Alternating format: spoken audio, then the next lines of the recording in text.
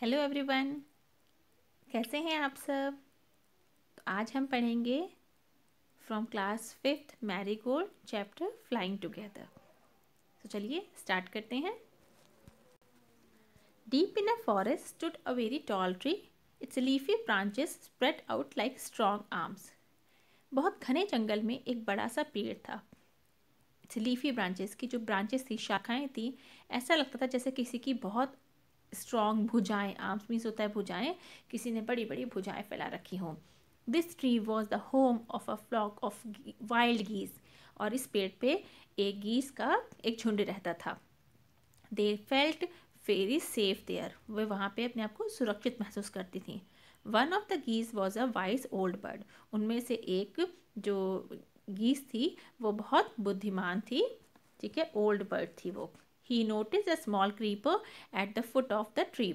Foot क्या होता है, पेड़ के मतलब नीचे वाला हिस्सा जहाँ पे उसकी रूट होती है, ठीक है, just before the after the root, ठीक है। तो जो है वो कह रहे हैं कि वो कहती है कि उसने जो है एक क्रीपर, क्रीपर क्या होता है, लता, ठीक है, जो कि सहारे से चढ़ती है, एक लता देखी उसने, कहाँ, जिस पेड़ पे वो रहती थी उसके नीचे। He spoke to other birds about it, उसने अदर बर्ड्स को इसके बारे में बताया। Do you see that creeper, he said to them, उसने उनसे कहा तुमने उस क्रीपर को देखा, उस लता को देखा। लेट अस डिस्ट्रॉय इट, हमें इसको ख़त्म कर देना चाहिए, नष्ट कर देना चाहिए। डिस्ट्रॉय मीन्स ख़त्म कर देना, है ना, नष्ट कर देना। We must, why must we destroy it, आज द गीज एंड सरप्राइज। अब दूसरी गीज ने बहुत शौक होकर पूछा हम इसे क्यों नष्ट करें। इट इज़ सो स्मॉल, ये तो बहुत छोटी सी है। What harm can it do, वो कह रहे हैं कि हमें क्या हार्म पहुंचा सकती है, हार्म मीन्स नुकसान। My friends replied the old wise bird, that little creeper will soon grow, as it creeps up the tree it will become thick and strong. Thick माने होता है मोटी, स्ट्रॉन्ग मीन्स शक्तिशाली, ठीक है। तो वो कह रही है कि मेरे मित्रों, ये तो अभी छोटी सी है, ठीक है, लेकिन धीरे धीरे जब ये बड़ी हो जाएगी तो ये जो है बहुत थिक, मोटी हो जाएगी, स्ट्रांग हो जाएगी। वॉट ऑफ दैट आज the keys, what harm can a creeper do us. फिर भी वो बात नहीं समझ रही है, वो कह रही है लेकिन एक क्रीपर हमें कैसे हार्म पहुंचा सकती है, एक बेल या एक लता हमें कैसे हार्म पहुंचा सकती है, नुकसान पहुंचा सकती है। Don't you see, replied the wise bird, with the help of that creeper it will be possible for someone to climb the tree, this tree।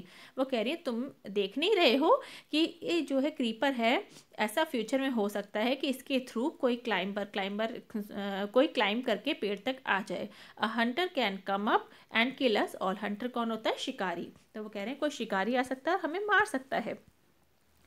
Well, there is no hurry, they replied.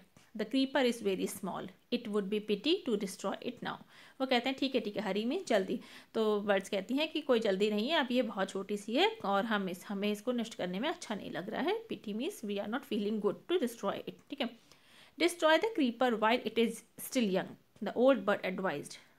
अभी फिर से old bird insist करती है, जोर देके कहती है कि जब ये यंग है, मतलब छोटा सा ही है क्रीपर, इसी को अभी नष्ट कर देना चाहिए। Now it is tender and you can cut it easily, tender means soft, अभी ये बहुत सॉफ्ट सी है। कोई भी पौधा छोटा सा होता है तो वो तो सॉफ्ट सा होता है, हम उसको आराम से तोड़ सकते हैं, उखाड़ सकते हैं, बट वो जब ट्री बन जाता है या कोई बेल बन जाती है तो स्ट्रांग हो जाती है। Later it will become hard, later means बाद में हार्ड हो जाएगी, ठीक है, और जो है you will not be able to cut it, और तुम इसे कट नहीं कर पाओगे। विल सी, वो कहते हैं ठीक है, देखेंगे। बर्ड्स कहती हैं but they did not destroy the creeper, but वो डिस्ट्रॉय नहीं करती, उसे नष्ट नहीं करती। They forgot the wise old bird's advice, वो जो है बाकी चिड़िया जो हैं वो उसके एडवाइस को भूल जाती हैं, सलाह को भूल जाती हैं। As the creeper grew it begin winding its way up the tree, अब जैसे जैसे वो लता बड़ी होने लगी, जैसा कि आप पिक्चर में देख सकते हैं, ये पेड़ के चारों ओर, ठीक है, अपने आप को वाइंड करने लगी, लपेटने लगी, ठीक है, पेड़ के चारों ओर। Stronger and stronger it became until it was as strong as a thick rope, rope means होता है रस्सी। अब वो कह रहे हैं धीरे धीरे ये जो है स्ट्रॉन्ग होती गई, और कैसी हो गई, एक रस्सी के जैसे हो गई। One morning when the geese had gone out in search of food, a hunter came to the forest. एक दिन गीज जब खाने की तलाश में जंगल में गई हुई थी, एक हंटर, एक शिकारी जंगल में आया। So this is where the wild geese live, he said to himself. अब उसने देखा नीचे से, उसने कहा अच्छा यहाँ पे गीज रहती हैं। When they come back in the evening I shall catch them. वो कह रहा है जब वो इवनिंग में यहाँ पे आएंगी मैं उनको पकड़ लूँगा। The Hunter climbed up the tree with the help of the creeper. देखिए बच्चों, देखे ना आप, वो क्रीपर की मदद से वो चढ़ रहा है, जैसा कि ओल्ड बर्ड ने एडवाइस किया था। तो वो हंटर उस क्रीपर की मदद से ऊपर चढ़ जाता है। He got to the top and spread his net there. वो ऊपर, सबसे ऊपर चला जाता है, वहाँ पे नेट बिछा देता है, अपना जाल बिछा देता है उनको पकड़ने के लिए। Then he climb down and went away. तब वो नीचे उतरता है, उसके बाद जाल फैलाने के बाद वो चला जाता है। In the evening the geese return home. और शाम को रोज की तरह वो गीज वापस आती हैं। They did not notice the net. उन्होंने नेट देखा ही नहीं। As they flew into the tree they were trapped. Trapped मतलब फंस जाना, ठीक है। जैसे ही वो ट्री पे जाती हैं वो जाल में फंस जाती हैं। They struggled hard to get out but could not. वे बहुत स्ट्रगल करती हैं, कोशिश करती हैं कि उससे निकल जाएं, बट नहीं निकल पाती। Help help cried the geese, we are caught in the hunter's net, oh what shall we do. अब वो चिल्लाती हैं, बचाओ बचाओ, हम हंटर के नेट में फंस गए हैं, हमारी हेल्प करो, हम क्या करें। डोंट मेक अ फस नाउ। फस मीन्स इशू। पहले तो ओल्ड बर्ड ने समझाया, तब किसी ने सुना नहीं, अब वो शोर मचा रहे हैं। Said the wise old bird. Wise old bird ने कहा, शांत रहो, इशू मत बनाओ। Long ago I told you to destroy the creeper but you did not. अब वो फिर से कह रही है कि बहुत समय पहले ही मैंने कहा था इस क्रीपर को ख़त्म कर दो, बट तुम लोग ने नहीं सुनी। Now see what has happen. अब देखो क्या हो गया।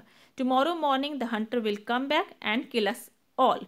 अब वो कह रही है कि कल को सुबह को हंटर आएगा और हम सबको मार देगा। We were foolish wept the birds. अब बर्ड्स कह रही हैं हम सब बेवकूफ़ थे और रो रही हैं। वी आर वेरी सॉरी, हम बहुत सॉरी हैं, अपनी गलती के लिए माफ़ी मांगते हैं। We did not listen you, कि हमने आपकी बात नहीं मानी। Please tell us what to do. लेकिन अब बताएं कि हम क्या करें। Then listen carefully replied the wise bird, when the hunter comes you must all pretend to be dead. Pretend मतलब बहाना बनाता। तब वाइज बट बताती है कि जब हंटर आएगा तुम सब ऐसे प्रिटेंड करना, ऐसा दिखाना कि तुम सब मर गए हो। जस्ट लाई स्टिल। स्टिल का मतलब नो मूवमेंट, बिल्कुल ऐसे स्थिर पड़े रहना, ठीक है। The Hunter will not want dead birds. अब उसने कहा हंटर मरी हुई चिड़ियों को नहीं लेते हैं, नहीं पकड़ते हैं, ठीक है। We will throw us, he will throw us to the ground. और वो हमें एक एक करके ग्राउंड पे फेंक देगा। It will then be easy for him to climb down, ठीक है। और इससे आसान क्या होगा कि वो हमको फेंकेगा, फिर उसके बाद जाल लेके नीचे आ जाएगा। Collect the dead birds and take them home. When the last of us has been thrown down, we must quickly get up and fly away. और जब वो ऐसे करेगा, जैसे हम में से लास्ट बर्ड को नीचे फेंका जाएगा, हम सब फटाफट से एक झुंड बना के उड़ जाएंगे। In the morning, the hunter came to the tree and climbed up. He looked at the geese in the net. वैसे ही हुआ, वो सुबह को आया, उसने देखा और जो है वो ऊपर चढ़ गया पेड़ पे गीस को लेने के लिए। They all are dead.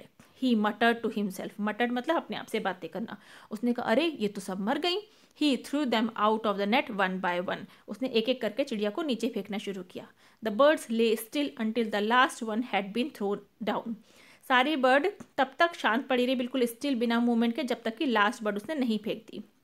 Then all at once they got up, flapped their wings and flew away. और जैसे ही लास्ट बर्ड उसने फेंकी, सब ने अपने पंख फड़फड़ाए। फ्लैप्ड का मतलब पंख फड़फड़ाना, और सब एक साथ उड़ गई। The hunter was taken up by surprise. और हंटर बिल्कुल शॉक्ड हो गया। From the top of the tree he watched all the geese fly away. और वो ऊपर से ही देख रहा है कि सारी गीज उड़ जाती हैं। तो बच्चों, कैसी लगी स्टोरी? ये स्टोरी पंचतंत्रा के वाइज ओल्ड बर्ड से ली गई थी, ठीक है। सो आपको स्टोरी अच्छी लगी हो, चैप्टर एक्सप्लेनेशन अच्छा लगा हो, तो लाइक करके ज़रूर, कमेंट करके ज़रूर बताइएगा।